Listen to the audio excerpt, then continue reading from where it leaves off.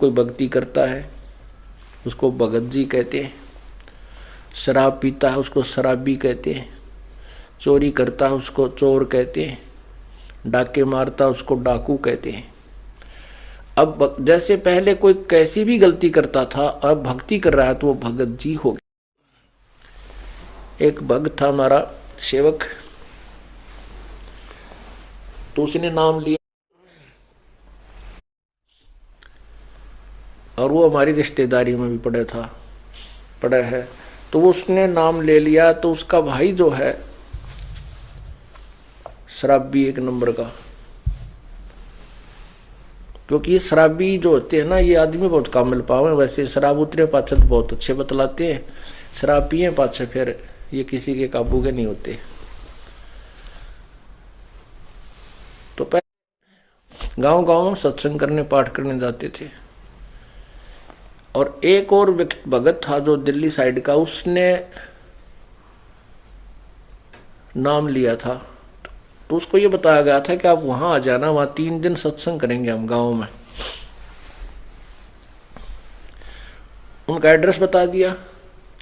तो उसमें जो जिसका हमने पाठ करना था उसका भाई का पाठ था, शराबी का। तो भाई के न कम जाने थे, उसने ज्यादा जाने थे। वो ड्राइवर था रोडवेज का, वो हमारी रिश्तेदारी में पड़ा है, उसका भीम नाम। तो हमने साथ में एड्रेस ये लिख रखा था कि कृष्ण ने ना जाने तो भीम ड्राइवर पूछ लियो। बोला ठीक है। तो उसने आके पूछा, बोला भाई सत्संग है वहां जाना हमने। बस अड्डे से दूसरी तरफ उनके घर थे। तो वो एक आदमी मिल गया ना, बोला किस जगह, बोला उसने बताया कि भीम ड्राइवर अरका जाना। बोला उनका किसा सत्संग होता, एक नंबर का शराबी है, वहां का सत्संग होता। उसको पता नहीं था, दूसरे से पूछा, उसने भी नहीं कहा। बोला वो भीम ड्राइवर शराबी गए, वो किसी सत्संग कराओ भाई, वो घर जरूर बता देंगे, आगे चला जाए इस साइड में, वहां पूछ लिए। जगह बताते चले गए, 4 मिले, 4 ये शब्द बोले कि वो किसा शराबी हो, किसके, वो तो शराबी है। तो वो पहुंच गया वहां पर, उसने सत्संग सुन भी, वो तो नाम लिए रखा था उसने। तो दूसरी बार फिर 6 महीने के बाद, 1 वर्ष के बाद फिर दोबारा सत्संग था वहीं पर। तो वही भगत, फिर उसको पता लगा कि वहाँ सत्संग कर रहे हैं गुरुजी, क्योंकि पहले हम जिस गांव में सत्संग करते थे हमारे भगत वहीं पहुंच जाया करते थे मिलने के लिए, अपनी कोई समस्या समाधान के लिए। तो ऐसे हमने लिस्ट बना रखी होती थी, वो लिस्ट दे देते थे, भी ये कोई पूछा थे बता देना। तो वो भगत फिर उसी गाँव में आया और उनके घर से उलट पुलट गाली गलिया में कहे 1-2 आदमी आ ले, तो उसका समझ ना आवे कहाँ से हो रहा सत्संग। तो उसने फिर उसकी जब वो दूसरी बार आया तो उसने भीम का जिक्र नहीं कराया, बोला मैंने कृष्ण का जाना है, वो डॉक्टर है कृष्ण। तो उन हमारा भगत मिल गया ने, बोला वो कृष्ण डॉक्टर का उसने नाम ले लिया उस भीम ड्राइवर ने, और उन्हीं का वो पाठ हो रहा था उस दिन। तो वो भगत मिल गया हमारा कोई, उसको कहने लगा किसका जाना, कृष्ण का जाना, वो भीम का नाम ना ले, शराबी कहेंगे उसने। तो उन्हें बोला वो कृष्ण का ना होता हो तो भीम भगत जी का पाठ होने लग रहा है, भीम भगत जी का पाठ हुआ है। उसने सोचा ये गलत समझ रहा है। मैंने बोला भाई मन न कृष्ण का जाना, भीम भगत जी कोई और होगा। उसने सोचा शराबी का करते भगत जी कैसे बोल रहा है इसको।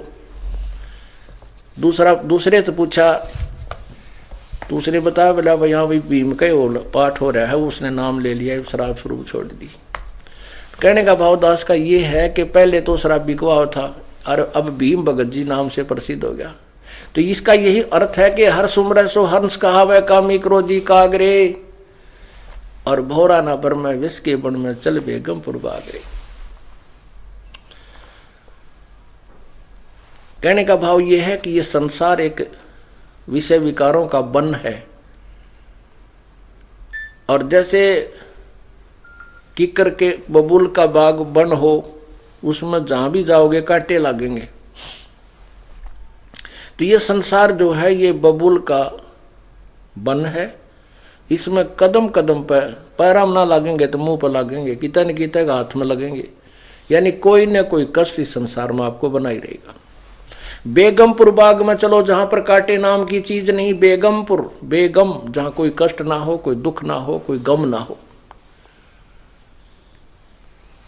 अब ये जैसे ये जो शब्द इस दास ने सुनाया है, ये एक नित्यानंद जी संत हुए हैं, उनका उनकी इसमें छाप लगी है। वैसे ये यही शब्द कबीर परमात्मा की शब्दावली में भी है, उसमें 2 लाइन और एक्स्ट्रा हैं। तो ये संतों ने ऐसे एक दूसरे की, ज्ञान से ही ज्ञान होता है, उनके ज्ञान सुन के इसने अपनी तरफ से बना दिया। बाकी संकेत यही है, जीव को बुराइयों से हटा करके और अच्छाई की तरफ ले जाना। अब जिसको जितना ज्ञान है वो वहीं तक बोल सकता है। नित्यानंद जी के गुरुदेव जो है गुमानी दास जी विष्णु उपासक थे। अब इन संतों ने, भक्तों ने स्वर्ग को ही बेगमपुर मान रखा है, लेकिन स्वर्ग जितना दुख की तभी को नहीं, क्योंकि हम सुख मान रहे हैं इस गोटी सूटी लाड़ने, डांस डूंस देखने, अच्छे फल आहार खाने को, इसी को सुख मान रहे। और वो स्वर्ग में अपने ही पैसों से, अपने ही धन से खूब प्राप्त है, वहां पर पर्याप्त भी है और प्राप्त भी है। कहने का भाव ये है कि हमने वो, इसने जो महापुरुष ने नित्यानंद जी को जो ज्ञान था, इसने स्वर्ग तक के ही जाने के लिए प्रेरणा दी है। लेकिन अब हमें ज्ञान हो गया कि हमें तो सतलोक चलना है, इसलिए हमने इन्हीं प्रेरणाओं से अपने सतलोक की तरफ अग्रसर होना है, बुराइयों से बचना। कहते हैं भौरा ना भर में इस विष के बन में, विषय विकारों का जो जहर रूपी बन है, इसमें मत चल बेगमपुर बाग रे, सतलोक को चल। कबीर साहब के शब्द में, इसी शब्द में, जो कि तो पूरी पंक्तियां ये तो हैं ही, लेकिन लास्ट वाली नहीं। उसमें क्या है कि मान ले तू जाग भी गया, ये जागना नहीं है कि सुबह उठा और हुक्का भर के पीन लग गया और गुड़ गुड़ करने लग गया।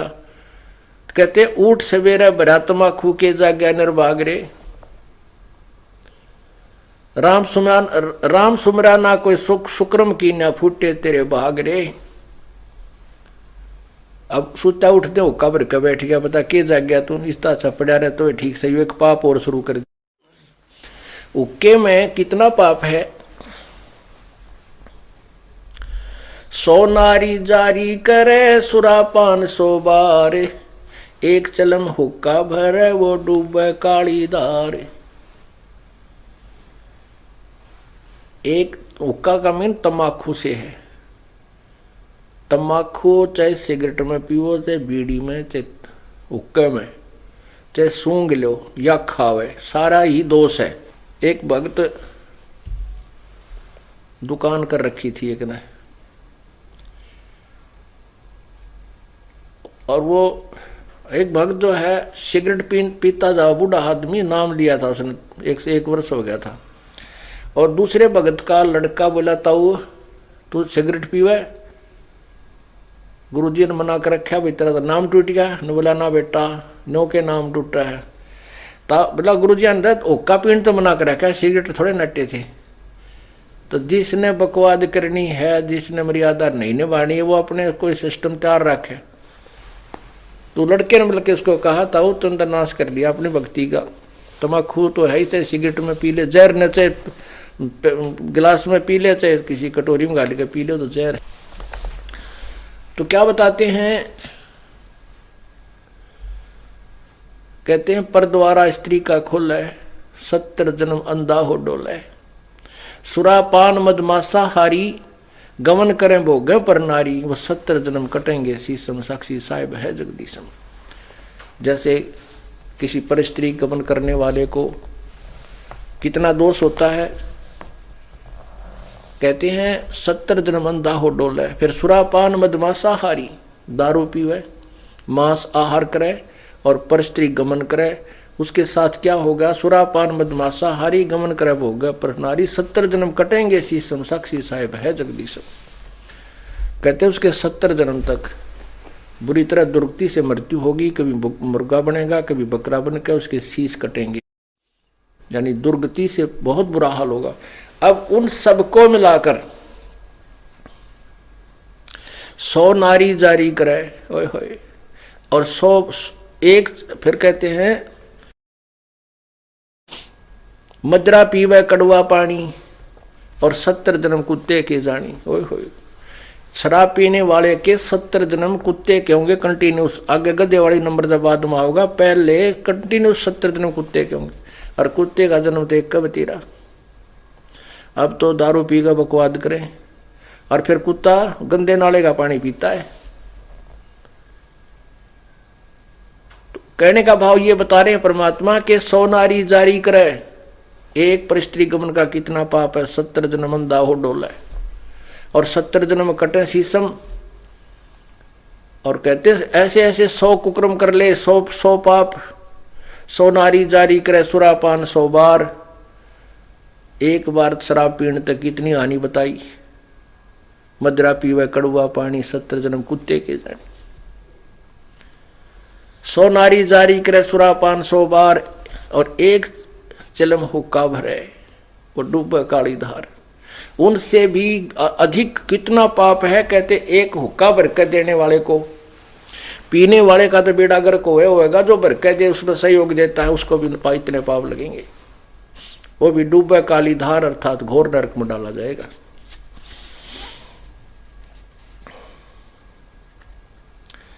तम्बाकू कितना हानि करता है, क्यों इतना दोषी बताया, इसमें इतना दोष क्यों है। एक हुक्का पीने वाला या सिगरेट पीने वाला, बीड़ी पीने वाला हुक्का पीवे, धुआं छोड़े, वो धुआं सारे घर में घूमे। वो नवजात बालक छोटे छोटे वह सो रहे हैं, उनमें भी धुआं, श्वास से उसकी बदबू जावे धुएं की, यानी पूरे परिवार के नाक में दम रखे और फिर वातावरण दूषित करे। ओके की धुआं का जब छोड़ते हैं उसमें ना जाने कितने इस वायुमंडल में छोटे छोटे जीवाणु होते हैं, वो अंधे होकर नीचे गिरते हैं धुएं के इस अफेक्ट तक, और पैरों तला करके मरते हैं। वो एक घूंट मारने से उसको कितनी जीव हिंसा कर दी, यानी कितना धुएं से कितना हानि कर दी। वो पाप उस तम्बाकू प्रयोग करने वाले के बैड अकाउंट में जाते हैं। और फिर हमारे परमात्मा ने ये मनुष्य शरीर दिया है परमात्मा पाने के लिए।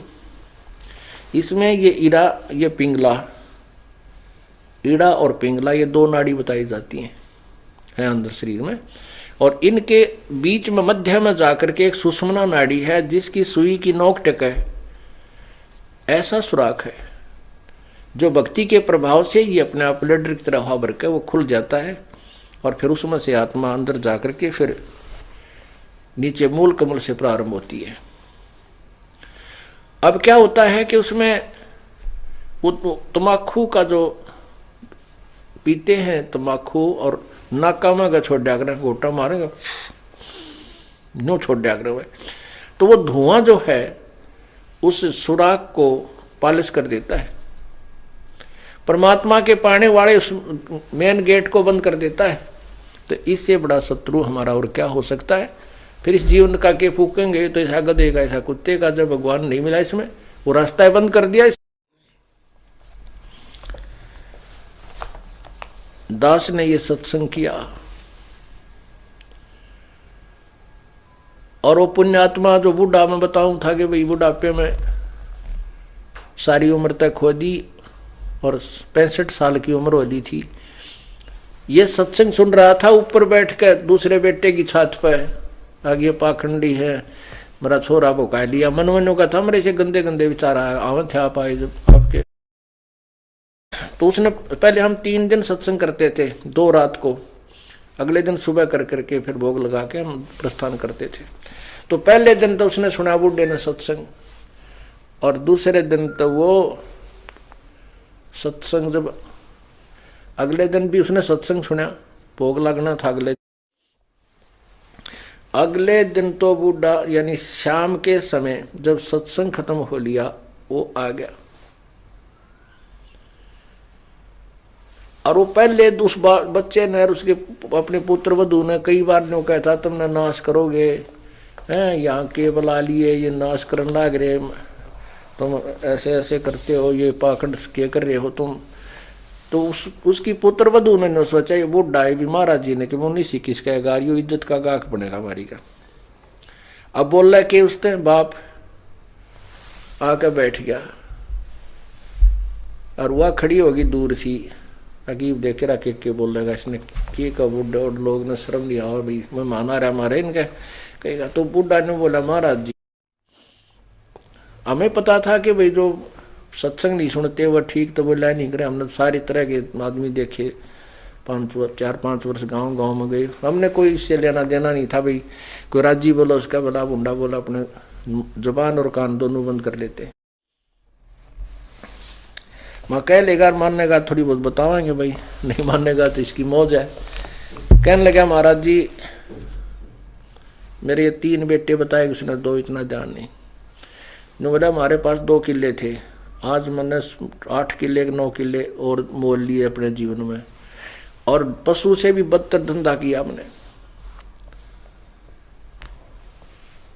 और आज जो आपका ज्ञान सुना ये बातें मैंने कभी सुनने को नहीं मिली ना। मैं कि तो जाया करता मैं 3 सत्संग करने वाला न पाखंडी समझा करता था। आपका ज्ञान सुना मैंने वहां ऊपर बैठ करके। अब मेरा केरा होगा न्यो कह बूढ़ा रोन लग गया जिस तरह बालक रोया करे न्यो पड़ के। मैं बोला की बात होगी क्यों नहीं क्या बात होगी मैंने समझाया। फिर तो दिल सा उसका डट लिया जब लग गया बताने। कहने लगा ये बात तो मैंने जिंदगी में कभी सुनी है को नहीं जो आज आपने मेरा तो कर्जा पाटन हो रहा नींद नहीं आई रात को मुझे। मैंने तो इतने हुक्के पी रखे हैं कि हुक्का सीला नहीं होने दिया करता मैं। अब मेरा कीड़ा होगा मेरे जैसे पापी का क्या इलाज जो मैंने सारा जीवन पशु से बदतर धंधे किए और अब उम्र चली गई अब भक्ति हो को। फिर रोने लग गया फिर रोने लगा वो। मैं फिर उसको समझाया मैं बोला कुछ नहीं बिगड़ा है अभी तक इस आत्मा के इस जीव के असंग जन्म हो लिए और यदि अब भक्ति नहीं शुरुआत करी तो आगे भी ये झंझट सदाई बना रहेगा। आप अब शुरू कर दो इस उम्र में कोई फर्क नहीं पड़ेगा। ने बोला ईब के होगी दिन के बरा कह दिन का मैं मान हूं मैं कितने वर्ष का अब तो मुश्किल है नो नाड मारे। फिर उसको समझाया कि ध्यान से सुनो आप जैसे कुएं में बाल्टी पड़ दी हो डोल है बाल्टी होती है जिसका रस्सा बांध कर पानी बाहर खींचते हैं और वह बाल्टी कुएं में चल पड़ी और उसका जो रस्सा लटकता हुआ आ रहा है। यदि हाथ पैर मार कर दौड़ धूप कर उस रस्से को लास्ट बीट उसकी जो लास्ट एंड बीट है ना पूछड़ी वह नेजू की उस रस्से की बाल्टी के बंधे हुए रस्से की पूछड़ी ठहगी यानी एंड भी मिल गया 4 उंगल का रह रहा वो भी हाथ में आ गया तो कुछ भी ना गया वह बाल्टी भी आ और पानी भी मिला। अब जावत ये कि जब हाथ पा नहीं मारेंगे तो गई वो तो जा ही रही है। पहले लंबे लंबे रस्से हुआ करते गहरे पानी होते थे कुओं में और कम से कम 50, 60, 100 फुट तक की लंबी रस्सी होती थी तो उसको जाने में भी समय लगता था। तो अगर उसकी पूछड़ी भी ठहगी ना नेजू की उस रस्से की तो कुछ भी कौन गया और नहीं हाथ पा मारेगा तो गई फिर तो कुछ भी हाथ नहीं लगेगा। यह बात उस बुढ़े के कसूती जच गई। मैंने उसको समझाया कि आप नाम शुरू करो मोक्ष नहीं होगा तो मनुष्य शरीर आपको गारंटीड मिलेगा। वैसे तो मोक्ष इसी में हो जाएगा कोई बड़ी बात नहीं है। आप सत भक्ति करो सच्चे मन तक लगो और पूरी मर्यादा निभाओ मुक्ति में कोई बात है। एक सांस के सीमेंट की इतनी कीमत है सब कुछ आपके पास होगा तो उसका बात समझ में आएगी। परमात्मा कहते हैं जीवन तो थोड़ा ही भला जो सत्य सुमन हो और लाख वर्ष का जीवन कोई लेखा दे ना को थोड़ा जीवन बतेरा जो सच्चा सुमन हो सच्चा मार्ग हो सच्ची श्रद्धा से आप करो डर के करो भर मर्यादा में रहते हुए करो तो कोई मोक्ष में कोई ज्यादा वो नहीं है। तो वो कहने लगा जी ना तो मैं दान कर सकता ना मैं धर्म कर सकता। मैं बोला ये तेरे बेटे तेरे तो पहला नाम पाएगी। जब वह बुढ़िया वह माई आ गई वहां बैठ गई ने बोली अपने ससुर के लिए एक पाठ तो मैं कराऊंगी। मैं बोला देख हो गया तेरे दान शुरू। परमात्मा पर लगो रास्ते आप खोल देगा कोई दिक्कत। आप सुमन करो, आपने जो सुमन से बढ़ा तो कुछ भी नहीं है, बाप के हाथ में कुछ नहीं है, मान लिया। अपनी भक्ति करो, सुमन बढ़ाओ, सारा कुछ इसी में आ जाएगा। भक्ति करो डट के, क्योंकि दान धर्म सेवा जो है हम हृदय साफ करने के लिए कराते हैं। और ई बाप का कर्जा पाटन न हो यार, कुछ पाप करने जगह रही नहीं। पाप तो आप केवल इसलिए करो थे कि ये ओका पीओ थे, और तेरे बच्चे बहुत समझदार हैं, आपके लिए खूब यज्ञ भी कराएंगे, ऐसी बात थोड़ी है। तो उसने उस बुढ़े नाम लिया, 10 वर्ष वो जिया, खूब डट कर भक्ति करी, तीनों नाम प्राप्त किए और अपना शरीर छोड़ के आराम से चला गया। बोलो सतगुरुदेव।